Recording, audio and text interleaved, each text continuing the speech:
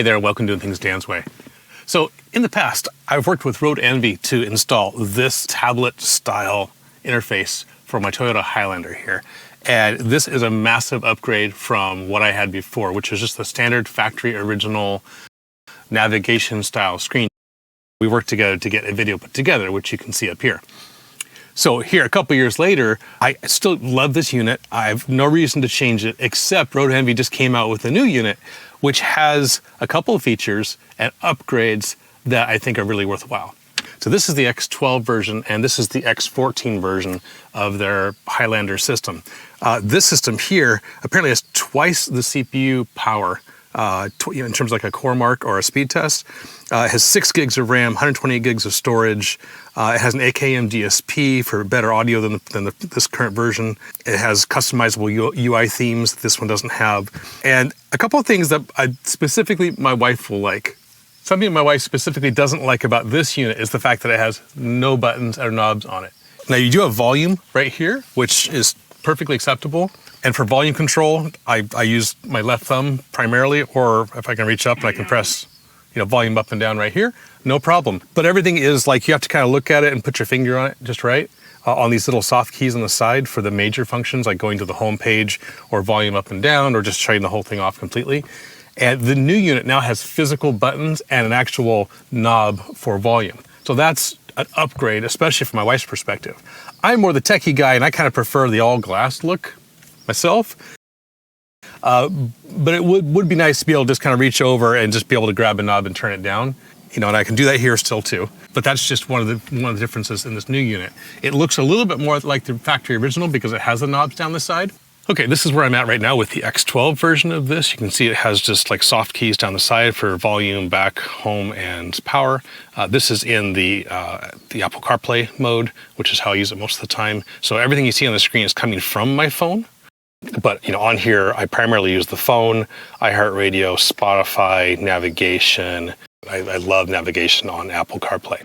You guys, jumping in here from my editing station. So there are links in the description below. And if you use my coupon code DANSWAY8, you will get 8% off. Also, the very first comment below, I will pin, and I will use that as like a journal. I'll be updating that with information about how my experiences have been with this unit ongoing. I can't update a video in YouTube, unfortunately, but I can have ongoing comments like I do in my other videos. So definitely take a look down in the comments, look at that first one, and see if there's anything additional, new, updates, back to the install. Okay, so let's jump into an unboxing of this thing. Okay, so their installation guide, they basically just added on a couple of pictures of the new unit onto the old instructions because the old instructions were perfectly good. So it does show nice pictures and shows you how to get into this car. Of course, there's a really nice diagram here showing all the connections nicely spread out. Got a couple bags full of cables, and I'm expecting honestly to not have to use any of this because it's compatible with the previous generation, but all the cables are here.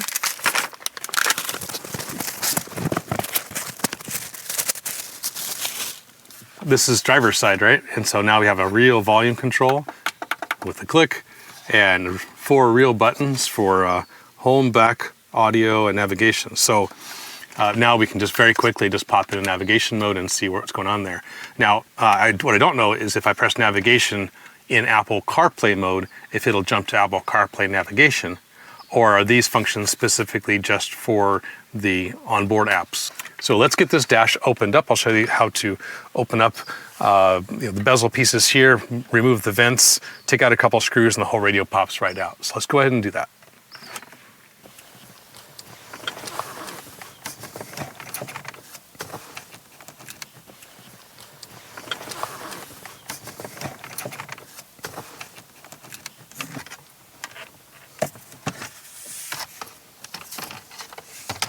Back here, we just push a button, push on a button.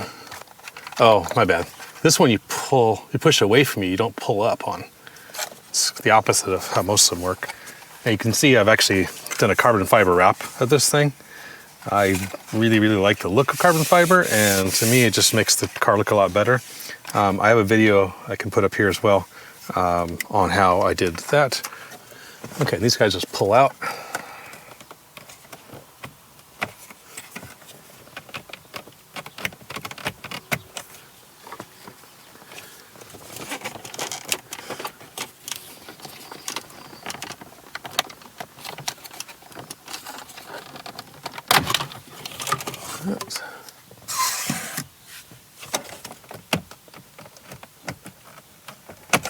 This guy comes off too, actually. This little blue strip. You just kind of work your way along. Now, mind you, I've removed this several times, and so if this is the first time you've done it, it's going to be a lot of little like moving, trying to break free each one of these tabs. So it will not be as easy as I'm showing it. But you basically have 1, 2, 3, 4, 5, 6 of these little clips you have to push past. And so the first time you do it, like I say, it's going to feel like you're breaking it. I can't guarantee you won't, but anyway, that's what it's going to feel like to get it out. And this guy comes out. See, the radio's already loose. Stick right there. So I'm going to take this little tray thing here, a soft surface to put the radio face down. And the wires back here is just ridiculous. There's just no way around it. There are so many wires. So I'm just going to carefully just feed all this stuff out. There's a ground wire here that's going to have to get unbolted. On the factory original, it's a little less messy.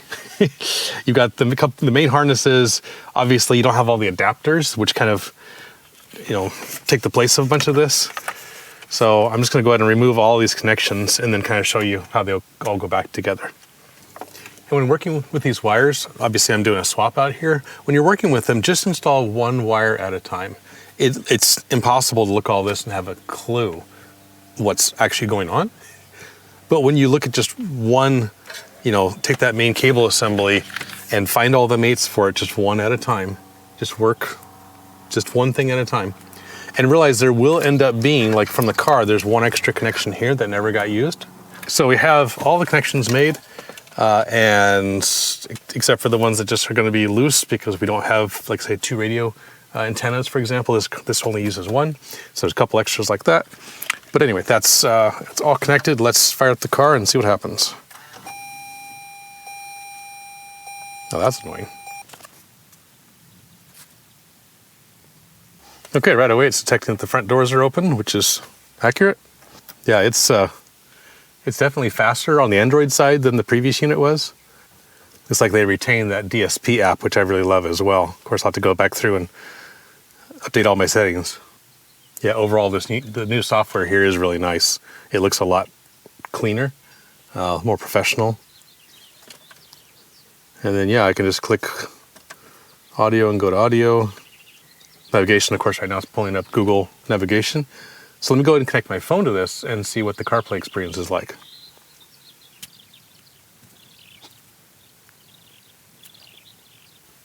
Okay, I just paired to it over Bluetooth.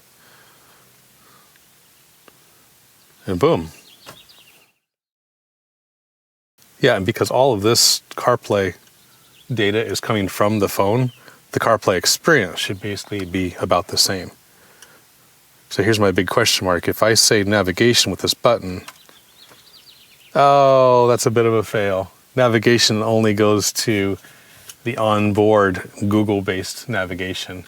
Quick update, talk to Roadanvi, and there is a way to do this. So you go into settings in navigation, and you can set what the default navigation is. So I just changed it over to Apple CarPlay, and now when you press navigation, it toggles between whatever screen you had in CarPlay mode and navigation. So, not a total fail. Okay, so now that I have the basic features all working, and I know that my connections are good for obviously just the audio, as well as like controls of the volume and such from keypad over here. Let's go ahead and get this all buttoned up and see how it looks with the dash put back together. So basically what you gotta do is just very carefully get all these wires back down inside the cavity without pinching anything or unplugging anything. And then on this radio, kind of pushing them down so this can go over the top of them is probably what's gonna have to happen here. Something else I forgot, this little clip needs to come off and be mounted to the clip there. So that little piece right there.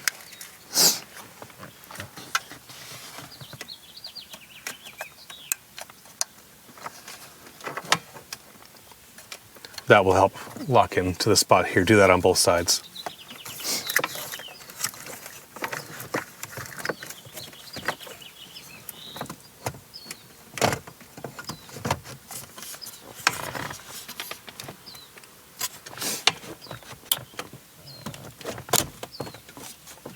Okay, now that it's all the way up in there and it clicked in, it's nice and tight up at the top. So we can start putting the grills back in. Let's see, that's super clean. That's super clean too. Wow, that looks really original.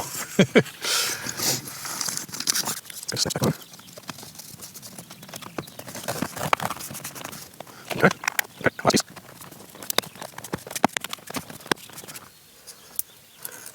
Oh, satisfying peel. Okay, you can see, again, the glare, the camera picks up the glare a lot more than my eyes do. You can see how nice this looks. There's no way to tell that that's not a factory original unit. And yet it looks so much better than the factory original unit. The screen is 9 inches. Yeah, it's okay. Well, I'm quite happy with that. Let me hop in the driver's seat and see what it's like to be able to just reach over and press buttons instead of poke the little teeny buttons.